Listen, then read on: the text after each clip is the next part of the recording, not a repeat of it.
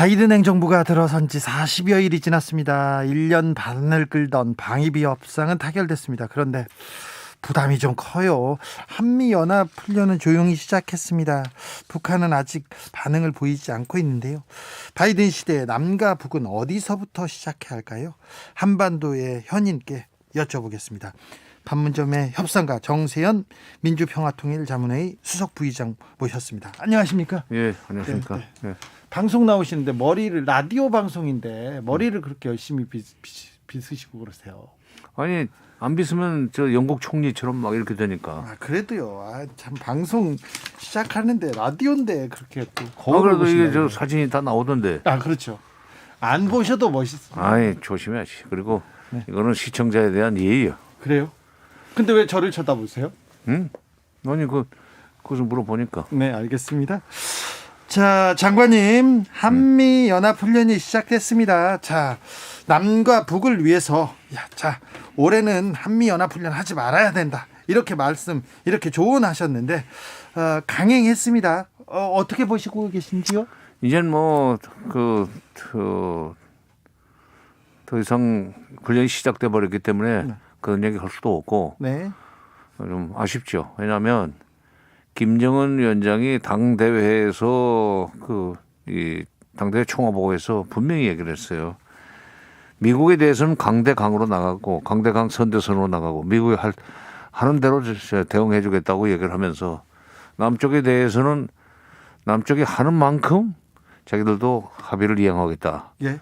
남북 간의 합의 사항을 이행해달라. 그렇게 해서 3월의 봄날을 맞이할 수 있도록 서로 노력하자. 예.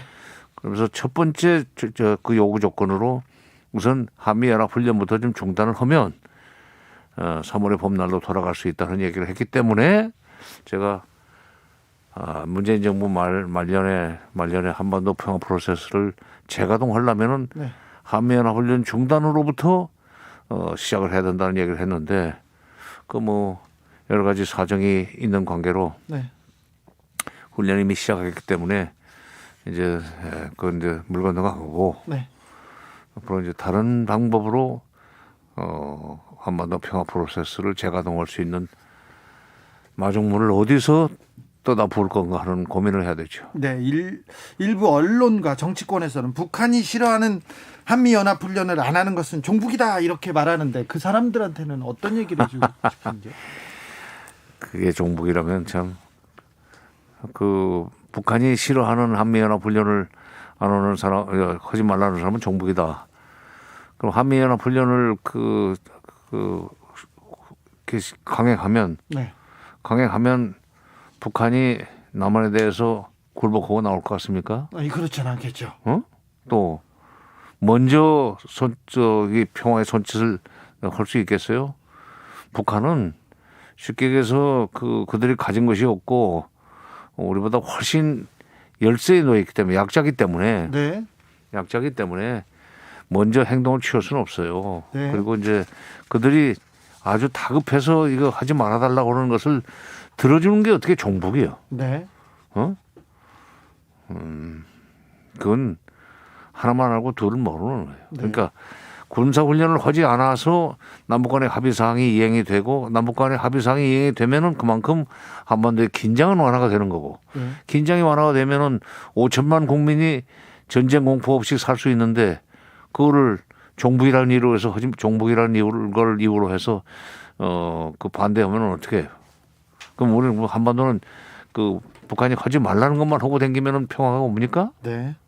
알겠습니다. 그 얘기를 들으니까 머리가 확실히 정리됩니다. 이인영 통일부 장관이 한미연합훈련 진행 중인 합참의장을 방문했어요. 벙커를 찾았습니다. 어떻게 보십니까? 하도 연합훈련을 하지 않으면 안 된다. 동맹에 불리하다. 동맹 유지에 이런 식으로 자꾸 군 쪽에서 얘기를 하니까 도대체 한미연합훈련을 왜 해야 되는지 현장에서 좀 무슨 일을 하는지 좀 직접 보고 그들의 주장이 맞는 말인지 좀 현장 검증하러 갔다고 나는 봅니다. 네. 방위비 분담금 에 대해서도 협의가 끝났습니다. 2025년까지 50% 증액. 바이든의 청구서 만만치가 않은 것 같습니다. 근데 그건 좀 조금 언론 보도가 잘못되고 있는 것 같아요. 그래요? 아니 주진우 기자도 그 잘못된 언론 보도를 그대로 믿어버리면 어떻게? 아니, 질문이 이렇게 하는 거죠. 그렇게? 그렇죠. 수법이 그래요? 네. 근데 네. 우선 금년도 그 방위비 분담금을 13% 전전년 대비 13.9%를 올려준 것은 네. 맞아요. 네. 근데 전년 대비가 아니라 전전년 대비라고 내가 분명히 했습니다. 작년에 안 줬지. 예. 근데 트럼프 대통령이 50%를 늘리라고 할 때 우리 쪽에서는 여러 가지 우리 국력의 그 경제력의 뭐 여러 규모라든 이런 걸 봐서 방위비 분담금 13%까지는 올려줄 수 있다라고 했는데 네. 안 된다. 합의가 다 됐는데 트럼프가 막판에 틀어가지고 2000년에는 이 방위비 분담금 자체를 줄 수가 없게 됐었어요. 네. 아예 안 줬죠. 안 줬지. 네. 안 줬더니 거기에 근무하고 있는 한국인 노동자들을 갖다가서 월급을 먼저 꺾는다고 했잖아요. 무급 휴가를 줘버렸죠. 네. 좀 미국이 미국답지 못한 말하자면 좀 째째한 짓을 했는데 네. 이번에 13.9%라는 것은 전전년 대비 13.9%니까 작년 그 13.9%를 2로 나누면 6.95입니다. 네. 6.95%씩을 올려준 셈이에요. 예. 6.95%씩을 올려준 셈이고 다만 이제 13%를 주장하던 한국의 입장이 조금 하나 주장이 말하자면 좀 수정이 돼가지고 0.9%를 더 올려준 셈이죠. 네. 그다음에 앞으로 4년 동안 2022년부터 4년 동안은 방위비 이게 증액비에 비례해서 방위비 분담금을 올리는 걸로 결정을 했죠. 네. 그러니까 뭐 그걸 어떻게 이상하게 계산을 해서 결국은 50%를 올려줬다 하는 것은 그건 잘못된 보도입니다. 네.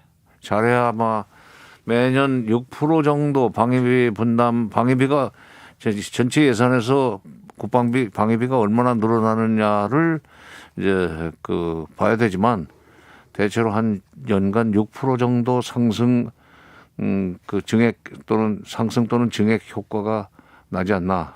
이번 그러니까 한미 방위비 분담 협상은 좀 잘 됐다 이렇게 보시는 건가요? 잘 된 거예요. 그리고 처음에 그 방위비 그 협상의 대표를 금융위원회 부위원장 출신을 앉히는 걸 보고 이건 됐구나. 말하자면 금융 쪽에서 일을 했던 사람은 원가 개선을 할 줄 아는 사람이에요. 네. 군인들 들으면 섭섭할 일이지만 과거에 종전에는 군 출신들을 갖다 앉혀놓으니까 군 출신들은 그런 개념이 없이 미국이 하자는 대로 하는 것이 동맹에 도움이 된다는 그런 그 취지로 쉽게 결론을 냈었죠. 예. 예, 그러니까 이번에 정은보 그 협상 대표가 잘한 거예요. 네.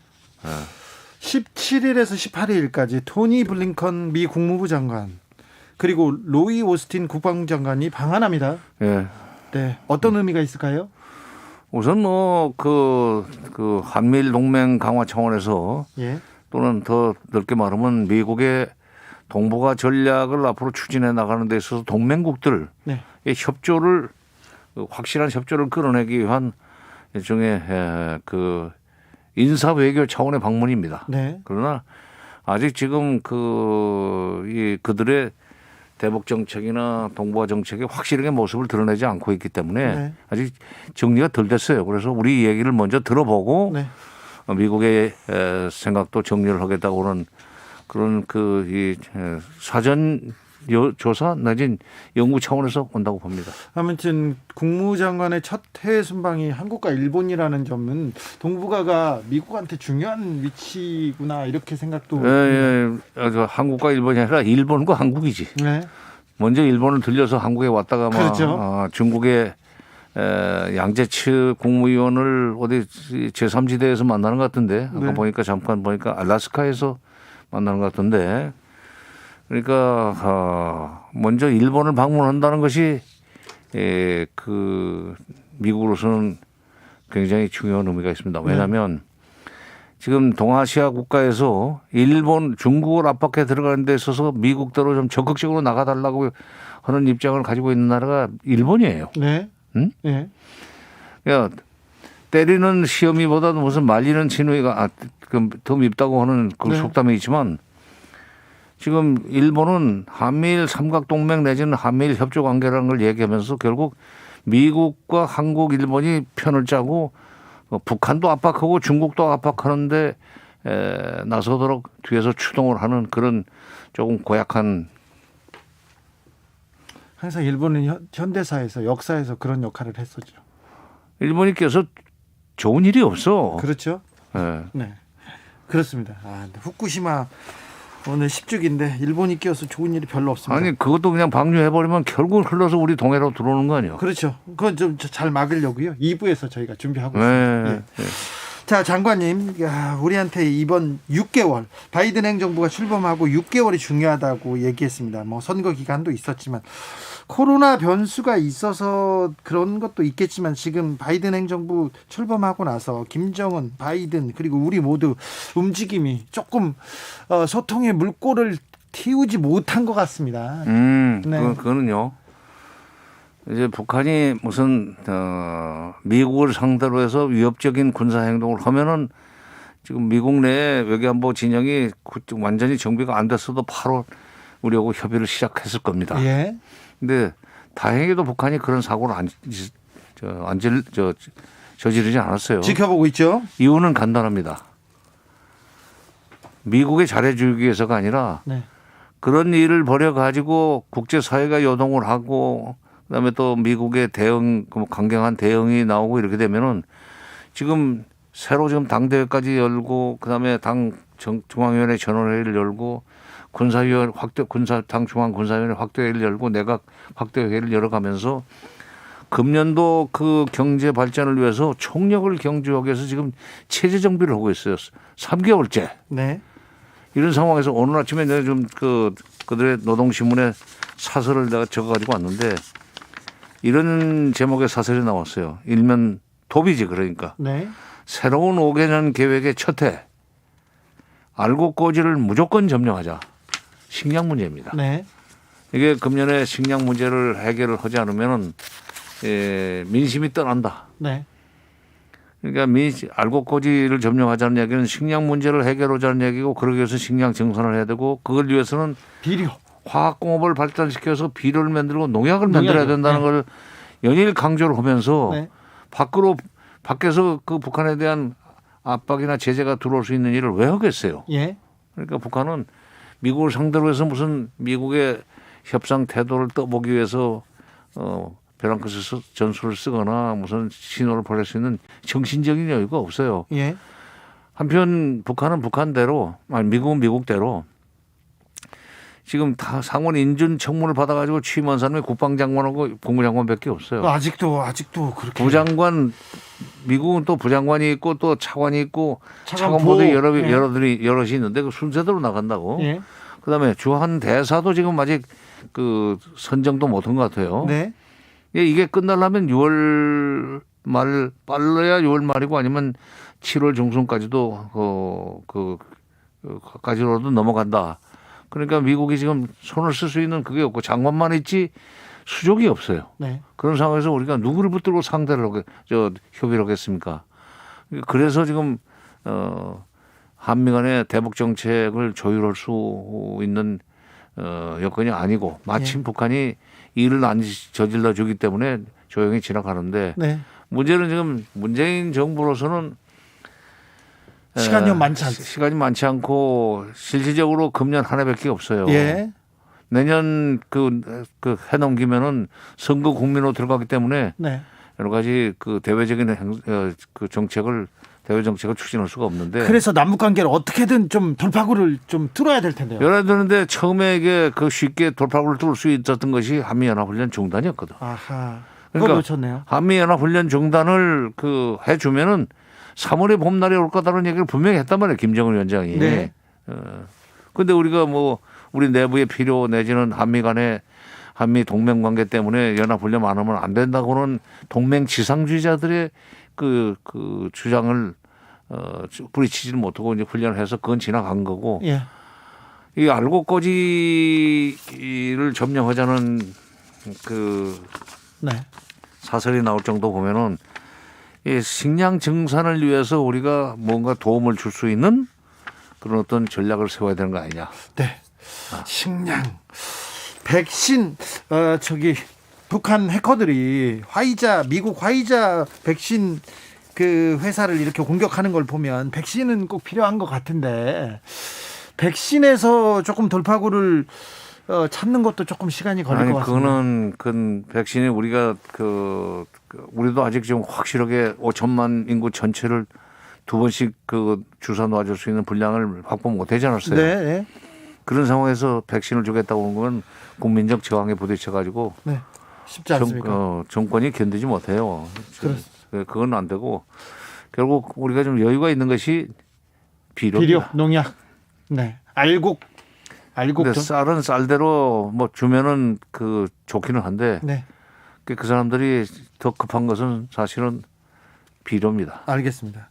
비료를 어떻게 좀 매개로 알곡고지를 점령해야 될 텐데 장관님 이것도 좀 여쭤보겠습니다. 우리가 돌파구를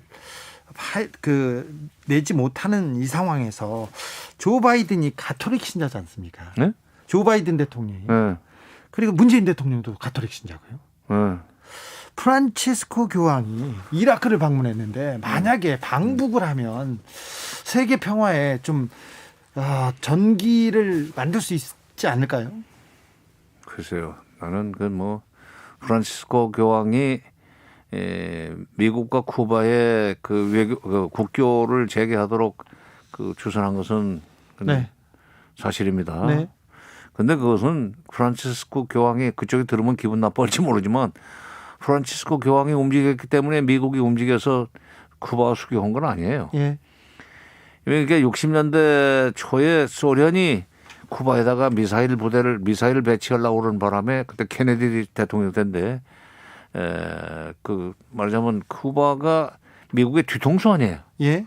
지리적으로 네. 뒤통수가 되는 지역에다가 소련의 미사일 부대를 배치하려고 그러면서 미소 관계가 불편해졌을 뿐만 아니라 쿠바 미국 관계가 아주 악화됐었어요. 예. 근데 그거는 적당히 이제 그쪽 유럽 쪽에 터키 쪽에 배치해 있는 대소련 소련을 겨냥한 미사일 부대를 철수하는 대가로 쿠바 거를 철수하는 네. 상호주의로 문제를 해결했는데 이제 미국을 위협했던 소련은 없어졌습니다. 네. 없어졌지 않았어요? 미국의 제재에 지금 시달리고 있는 러시아밖에 안 남았단 말이야. 네. 그런 상황에서 쿠바와 미국 사이의 관계가 그렇게 과거에 60년대 유산으로 불편한 것이 사실 미국도 불편했었어요. 네. 마침 전략적인 군사적으로 위험하지 않은 쿠바 그리고 경제적으로 지금 미국의 관광객을 끌어들여서 좀 살아야 되겠다고 절실히 요구하는 쿠바 이걸 연결시켜 주는 것은 좋은 일이고 그것은 그들의 필요에 의해서 된 것이 교황님의 권고에 의해서 그렇게 된 건 아니다. 남북 문제 그리고 북미 문제도 우리가 자주적으로 풀어야 되네요. 아니 자주적으로 풀어야죠. 그러니까 교황이 북한 가시는 것은 좋지만 김정은 위원장이 그 교황의 말씀을 듣고 태도를 바꿔서 그들이 필요로 한 것을 충족해 주지 않는 미국 예. 그들이 필요로 한 것을 거들떠 보지도 않는 한국과 대화에 나서고 관계에서 나설 가능성은 나는 없다고 생각합니다. 네, 질문이 왔습니다. 1927님께서 그럼 북이 핵을 포기하고 협상하러 나오라고 말해보세요. 북한은 포기하는 것이 없이 원하기만 하잖아요. 왜 우리만 양보해야 됩니까? 북이 왜 양보를 안 하죠? 이런 질문이 왔습니다. 좋은 질문이에요. 아주 1927? 네, 1927님. 그건 아주 훌륭한 보이네요. 좋은 네. 질문 하셨으니까. 네. 그런 생각을 하고 있는 국민들이 많습니다. 많습니다, 아주. 많아. 근데 북한은 핵을 포기하겠다 이거예요. 근데 먼저 무조건 핵을 포기하면은 미국이 핵이 없는 북한을 만만하게 보고 무조건 치고 들어올 거기 때문에 네. 우리는 체제 안전에 대한 보장이 없이는 내놓지 못하겠다는 얘기를 지금 한두 번만 한 게 아니에요. 그렇죠. 핵 포기하겠다. 대신 체제 안전. 그렇지. 경제도 좀 안정시켜달라. 아니 경제는 차후의 문제예요. 예. 체제 안정. 그러니까 체제만 보장해주면 네. 체제 안전만 그러니까 없애겠다는 군사적으로 치지 않겠다는 보장만 해주면 경제 문제는 자기들이 알아서 하겠다는 거예요. 아, 그래요? 그리고 그다음에 지금 베트남도 미국과 수교를 한 이후에 맘 놓고 개방을 해가지고 지금 그런 대로 잘 살고 있잖아요. 예. 반미 국가도 아니고 네. 오히려 지금 미국이 이 쿼드 플러스에 베트남을 끌어들이려고 그래요. 아, 그렇죠. 어? 네. 그런 정도로 친미 국가가 됐어. 네. 그러니까 북한을 그런 식으로 끌어낼 생각을 해야지. 예. 너 저 핵 가지고 있는 거 우리한테 위험하니까 무조건 없애. 그러면 도와줄 수도 있어, 치지 않을 수도 있어. 그건 약속을 못 맺겠다는 거예요. 네. 미국이 그런 식으로 선핵 포기를 요구해놓고 나중에 군사적으로 공격을 해서 그 나라의 국가 원수를 없앤 리비아 케이스가 있잖아요. 예. 리비아처럼 안 하겠다는 거예요. 네. 그러니까 미국이 리비아를 그렇게 리비아의 국가 원수 가다피를 먼저 선핵 포기를 끌어낸 뒤에 경제적 지원 좀 해주다가 수교까지 하고 나서도 군사적으로 압박을 해서 결국 이제 리비아를 제거했던 전례가 있기 때문에 네. 선핵 포기는 북한은 못하겠다는 거예요. 그래서 북한이 체제 안정만 보장해주면 북한은 핵을 동결하거나 포기할 가능성이 있다. 그렇죠. 아니 그거를 그 거래 달인이라고 하는 트럼프하고 2018년 6월 10일 날 싱가포르에서 합의한 게 그거예요. 그러니까 1번이 수교야. 네. 합의상의 1번이. 2번이 평화협정이에요. 네. 3번이 비핵화예요. 그러니까 그 트럼프도 얘기를 들어보니까 수교해주고 평화협정 만들어주면은 핵을 버리겠단 말이지. 확실합니다. 그러면 그렇게 하자. 그러니까 그 1927님이 앞으로는 이런 질문을 좀 해줘야 돼. 북한이 그렇게 해달라고 하는 수교나 평화협정에 대한 희망도 비전도 제시하지 않으면서 먼저 왜 핵을 포기하라고 그러냐. 핵을 포기하는 순간 맞아 죽을 거라는 공포를 불안감을 가지고 있는 북한은 그런 식으로 해서는 해결 안 된다. 미국한테 좀 얘기를 해야 돼요. 네. 정확히 들으셨죠? 정확히 아셨죠? 요게 남북 문제, 북미 문제를 푸는 핵심이었습니다. 그러니까 지금까지. 미국 보러 먼저 하라는 것도 좀 그는 한계가 있어요. 네. 그러니까 동시하라 이거야. 알겠습니다. 동시하면 됩니다. 자, 정세현 전 통일부 장관의 지적이었습니다. 오늘 말씀 감사합니다. 예. 네. 수고하십시오. 감사합니다. 감사합니다.